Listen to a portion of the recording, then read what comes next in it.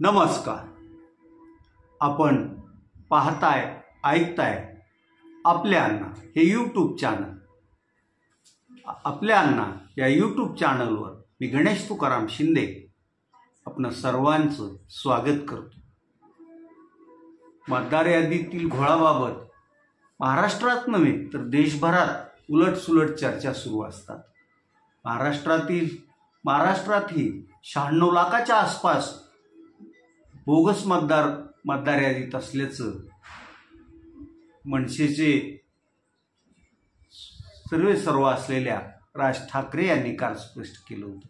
आणि नंतर जी काँग्रेस, राष्ट्रवादी काँग्रेस, शिवसेना, उद्धव बाळासाहेब ठाकरे पक्ष, मनसे नेत्यांनी पत्रकार परिषद घेतली. त्या पत्रकार परिषदेत मतदार यादीतील या घोळाबाबत निवडणूक आयोगाच्या मुंबई कार्यालयावर 1 नोव्हेंबर रोजी आम्ही भव्य असा मोर्चा नेणार असल्याची घोषणा आणि माहिती खासदार संजय राऊत यांनी दिली. या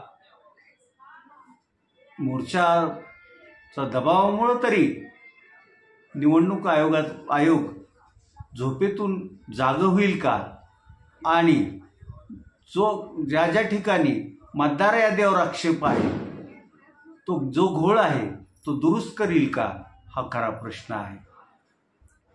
इथं फक्त विरोधकच आरोप करतायत असं नाही, तर सत्ताधारी पक्षातील आमदारही मतदार यादीतील या घोटाळ्याबाबत ओरड करताना दिसत आहेत. त्यामुळं खरंच मतदार यादीत घोळ आहे का? तसं पाहिलं तर प्रत्येक निवडणुकीच्या वेळी जो निवडणुकीला उभा राहणारा इच्छुक असतो तो नवीन आपल्या जवळचे अपतेष्ट हे बाहेर असलेले मतदार पण मतदार यादीत त्यांची नावं तो समाविष्ट करत असतो. आणि त्यामुळं मग एखादा काय अनेक मतदारांची नावं 2-2 मतदारसंघाच्या मतदार यादीत असल्याचंही दिसून येत असतं. त्यामुळं निवडणूक आयोगानं आता त्याचं बारकाईने माहिती सर्व उघड करून त्यात दुरुस्ती करणं गरजेचंच आहे. आणि यापुढं असं मतदाराची नोंद होणार नाही यासाठीही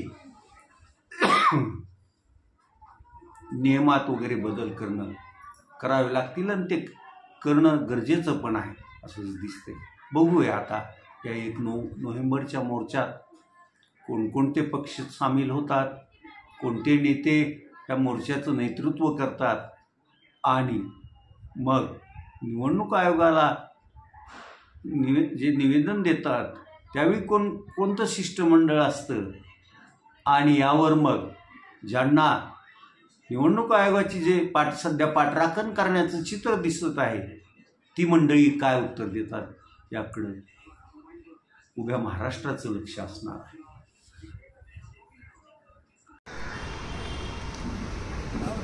आता सर्वांचा यावा फोटो असं कर करतो सगळं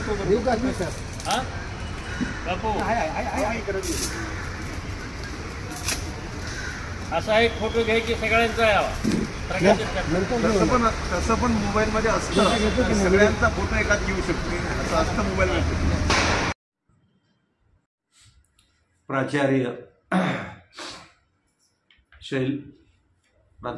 प्राचार्य शैलेश त्रिभुवन, प्राचार्य डॉक्टर सुधीर कुलकर्णी जे की मूळ कळंब तालुक्यातील नायगाव पाडवळीचे आहे आणि प्राचार्य म्हणून सेवानिवृत्त झाले आहे. हे त्याचबरोबर प्राचार्य गोखले, निसर्ग पालचे, विवेक चाऊजी आणि अनेक ज्येष्ठ मंडळी आणि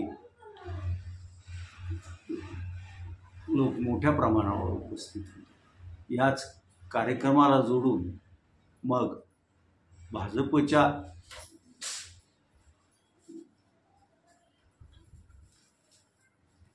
कोथरूड विधानसभा मतदारसंघातील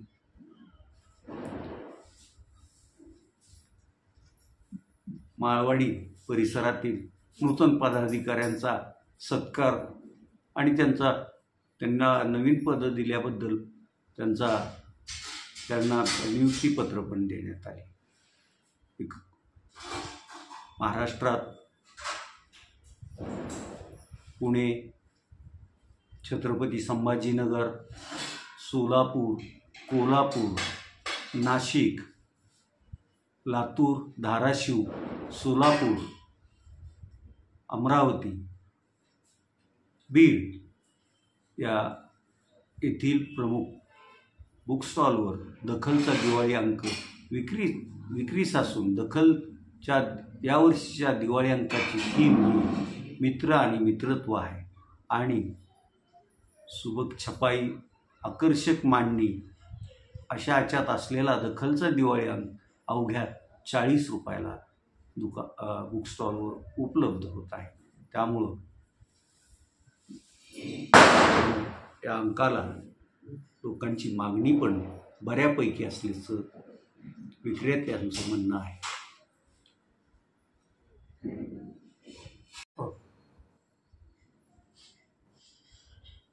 दिवाळी खऱ्या अर्थानं आज सुरू झाली. सर्वत्र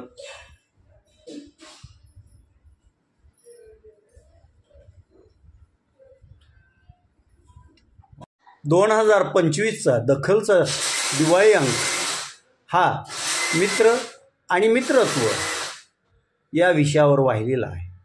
या अंकात मित्र आणि मित्रत्वासंबंधी अनेक प्रतितेश आणि नवोदितांचे पण लेख प्रकाशित करण्यात आलेले आहेत. हा दिवाळी अंक उद्या सोमवारपासून राज्यातील बहुतांशी बुक स्टॉल आणि मुख्य बुक स्टॉलवर उपलब्ध असणार आहे.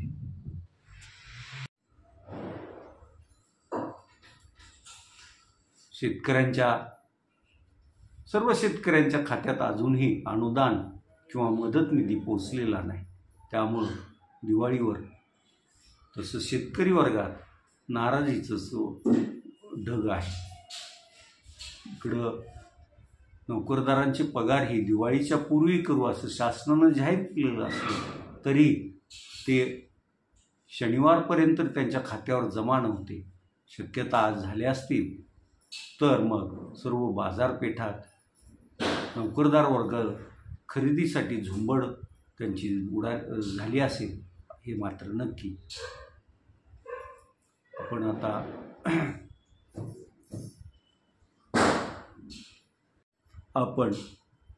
इथेच थांबूया. तुम्ही आपल्या हे यूट्यूब चॅनल सबस्क्राईब करा, लाईक करा आणि कमेंट्स पण नोंदवा. धन्यवाद.